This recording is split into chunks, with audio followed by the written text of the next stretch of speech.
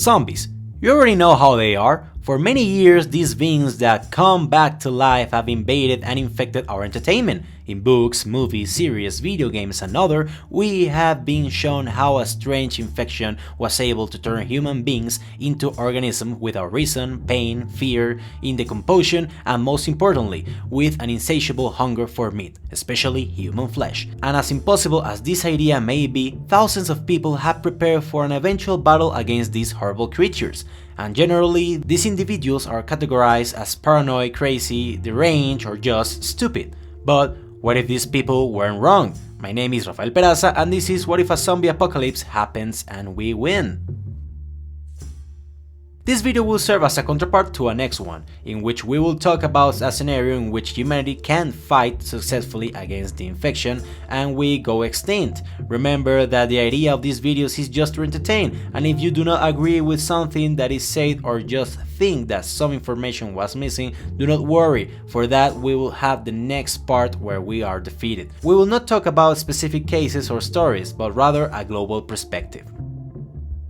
Now, let's take a look at the issue and establish some rules for this scenario. If we speak from fiction, there are hundreds of ways by which a zombie virus could be created and therefore released. Also, there is not only one type of zombie, but there are many variations of this. But if we talk about each one and how they could begin to infect the whole world, this video will take hours. So let's say that the type of zombie of this story is the traditional one. You know, the one that does not run very fast, that is in the process of decomposition, that infects other individuals by means of cuts and bites, that cannot swim, etc, etc. You know, the more generic ones. And that the infection begins because some kind of new scientific discovery that is taken to several countries to be tested, but that when manipulated wrongly, mutated, and it became the typical zombie pathogen of the movies. It is highly contagious, it manifests itself almost immediately, and there is no apparent cure. How will the world react? Well, let's talk about that. At first, the cases will be very isolated and the infected will be captured and put for observation. In social media, strange videos will be posted about these individuals of rare appearance, but the governments will keep everything hidden. But with the passing of the days, the infection comes out of control. More and more cases begin to occur, especially in high-populated areas of large cities. As well as in movies, chaos will quickly unleash as the virus begins to spread in cities. Car accidents, looting, mass hysteria begin to be seen around the whole world. Due to the large accumulation of people, according to estimates made by the researchers from Cornell University in the United States, large urban centers in cities of more than 1 million people will fall completely due to the infection in just under 24 hours. Therefore, we could say that with luck, 25% of people in these cities will be able to escape or hide, thus avoiding being contaminated. But the rest will not have such luck.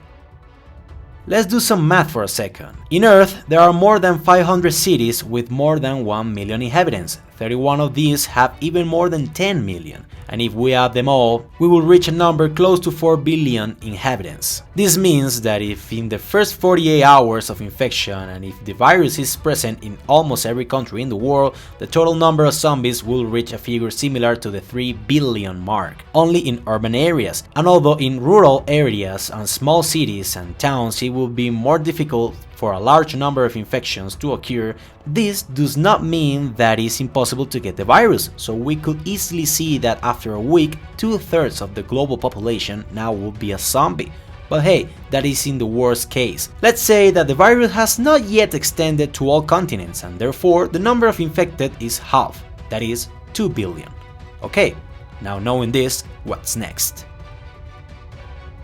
The situation is catastrophic. All borders of every country get closed, many governments fall in matter of days. The level of violence among survivors seeking resources and escaping infection is fatal, especially in countries with easy access to weapons. In corrupt societies, the army and almost all the resources to cope with the zombies problem are employed to protect those in the sphere of power.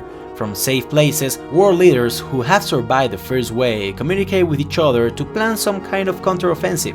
But the truth is that these communications will be mainly to share information, possible cures, and the best strategies to defend against the infected. Because at the moment of truth, every government must worry about the first getting out their own problems, right? A lot of people will say this is it. this is the end, but the truth is that this is a situation in which after surviving the first big blow, and if we manage to reorganize and plan an intelligent counteroffensive, it will be just a matter of time for us to emerge victorious. And the explanation is quite logical.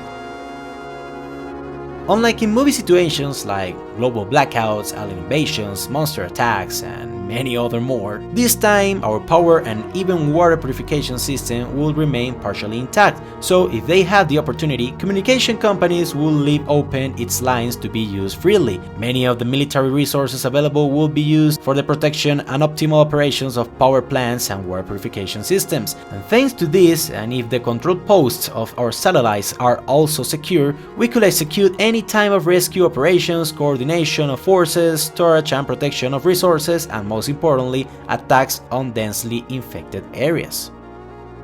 A zombie infection, no matter how science fiction that sounds, ends up being basically a pandemic. We have suffered several of these in our history, such as the Spanish flu shortly after World War I, the Black Death as such, and many more others. And yes, the characteristics of a zombie infection are more dangerous than the ones before, but to which I want to arrive is that there are already precedents. There are protocols on how to deal with these situations, and because medicine has advanced so much, eventually we can get a cure, or at least beat the disease before it overcomes us. Although it is hard to believe, the Defense Department of the United States has prepared a contingency plan for a massive zombie infection in real life. In 2011, the Pentagon created the Plan 8888. This plan details the movements and strategies that the governments and the army must execute to ensure a victory over the infection. This has dozens of variants depending on the nature of the infection, possible places of origin, and many more important details. Seriously, this is not a joke. The document is so well thought that it describes what are the 8 types of zombie most likely to exist and what will be the most effective ways to neutralize them. Also talks about the nature of the infection, either by a pathogen, by excess of radiation, by some type of biological weapon, and many others. This with the intention of once identified the type of threat, we will then have a better idea of possible cures to stop the disease. As soon as the infection begins to get out of control and there is no peaceful or selective way to control the threat, a state of martial law will take effect within the United States and many other countries. Any type of anti-disturbance front will be avoided because zombies do not feel neither fear or pain. Instead, securing perimeters and starting with the deliberate, precise destruction of targets will be the key to success. This means to shoot the zombies from a safe place. That's it, basically. The plan makes it very clear that the cremation of the infected is totally necessary, this with the intention of preventing the pathogen from spreading or even that the infected comes back to life. In the end, what the plan proposes after identifying the type of zombie and the virus that created is simple. Avoid spreading the disease in healthy civilians, intelligently destroy the enemy, look for cures or repellents at the same time, ensure survivors, and with the passing of months, build offensives to kill the remaining zombies and ensure zone after zone. And at the end, this is the most sensible plan that could be taken in a situation like this. So we will go with something similar to this story. But remember, the most important thing is to survive the first wave fairly well and that the lines of command remain intact, because without order or coordination, it will be the end of all human life. Those governments that have not fallen to the infection and chaos, in addition of focusing on doing all the above, would also focus on finding a cure or some effective method of protecting themselves or repelling the infected, but this will be something that will take time, a lot of time, and each day that passes the number of zombies will increase, so the best short-term strategies to deal with the threat will be the specific bombings and annihilations of the threat, and not with weapons of mass destructions like nukes. After all, what do we win killing all zombies if in the process we destroy everything we want to recover? So in towns and small cities, military teams will seek to surround large number of infected and then fill them with bullets. And in large cities, the selective bombing with abundant bombs and with easy productions, such as the napalm ones, will be used, also taking advantage of their incendiary characteristics. The armies and several national agencies around the world will seek to secure and clean up any infected small islands where they can secure safe areas quickly and efficiently.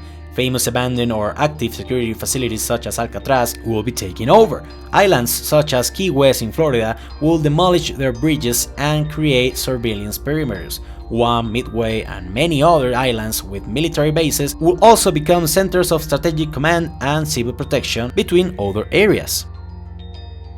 It will only be a matter of time before mankind could cleanse the planet of any zombies. Once with some developed cure and even having in mind the possibility that these infected beings will die by themselves with time, the fear of being infected will disappear, and the operations of annihilation and destruction of all zombies will be faster and more efficient. The process will not be easy or fast, and yes, humanity will end in a very bad shape, but the infrastructures necessary for a massive survival are still intact. Communications, electricity, drinking water can be restored, and there will still be many fertile lands to plant food and raise livestock. And most importantly, chains of command continues to exist. There are still governments that can organize in some way their remaining survivors. Is life as we know it going to return someday? Maybe yes, maybe not. But having to start from scratch and knowing how close we were to the end could make that our mentality as a species could change for the better. But just as in this reality we win, in another one, history can be very, very different.